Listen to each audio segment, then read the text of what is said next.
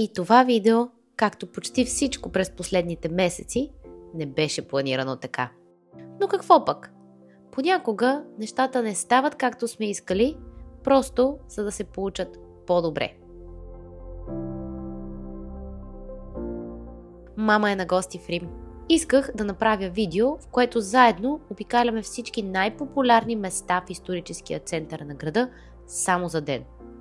Бях се подготвила, имах план, график, всичко. Обаче не стана точно така. Може би защото щеше да бъде супер туристическо. Но ако идеята за еднодневен тур на Рим ви допада, пишете в коментарите и веднага грабвам камерата. А сега да преминем към важната част.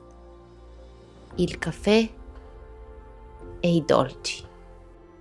Мястото е La Buvette и се намира на Вия Витория, само на 5 минути от небезизвестните испански стълби.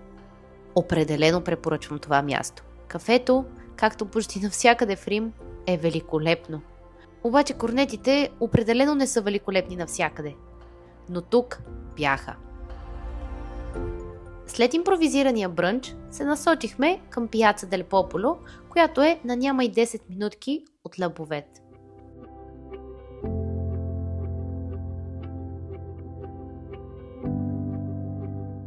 Оттам се качихме на Тераца Дель Пинчо.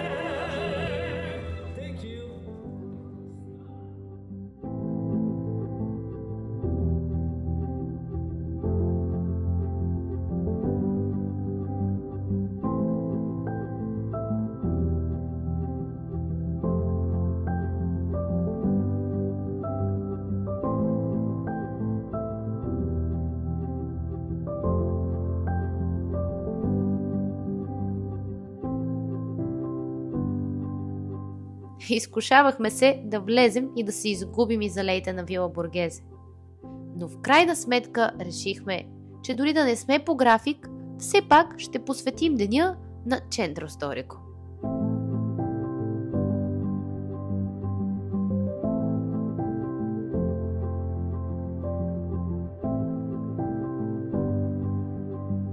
Ето ги, испанските стълби.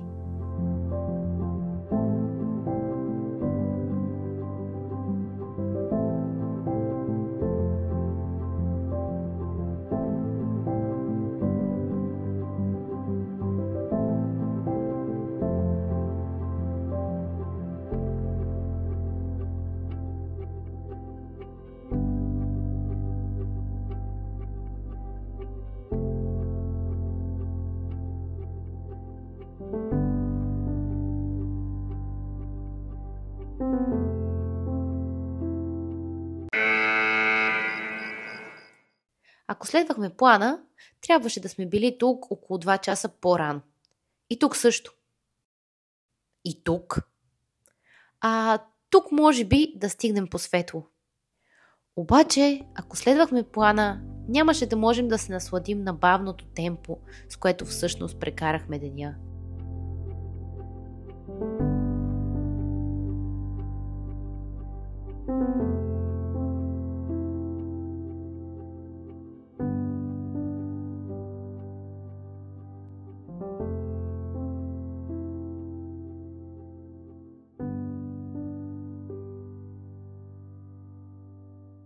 Понеже, когато си в Рим, трябва да се държиш като римляните и ние обядвахме по никое време. Минаваше 3 след обяд, когато си избрахме симпатично малко ресторантче в една от тесните улички близо до Пантеона. Хапнахме пица капричоса, която май ми е любима. Опитахме също карбонарата им. Не беше никак лоша, но не можа да надмине тази, която опитах в Папаре в Трастевере. Докато подминем Пияца Венеция и слънцето вече беше паднало зад хоризонта. Ех, тези ноемврийски дни, толкова са кратки. Добре, че Колизеумът изглежда така величествен и красив нощем. От всичките емоции и цялото ходене вече бяхме уморени. Затова грабнах едно джелато от Флор, една от любимите ми джелатерии. Определено трябва да я опитате. Ще ми благодарите после.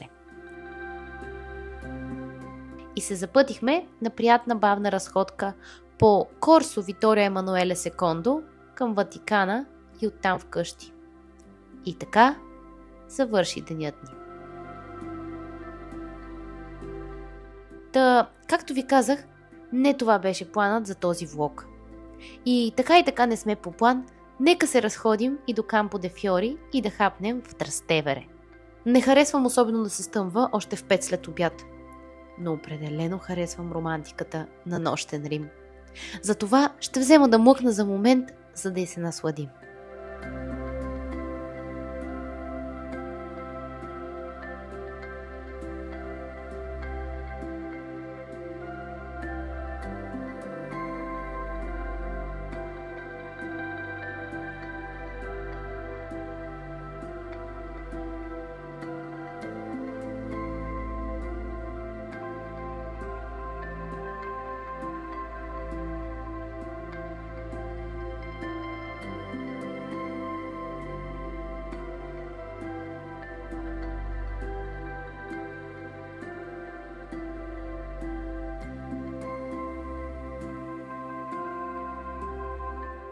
Вечеряхме в Остария Дель Моро.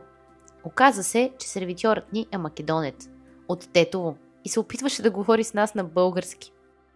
Аз, разбира се, бях разочарована, защото дебна всеки удобен момент да практикувам италианския си. Но мама, с нейния безкрайен позитивизъм, доста се позабавлява на ситуацията.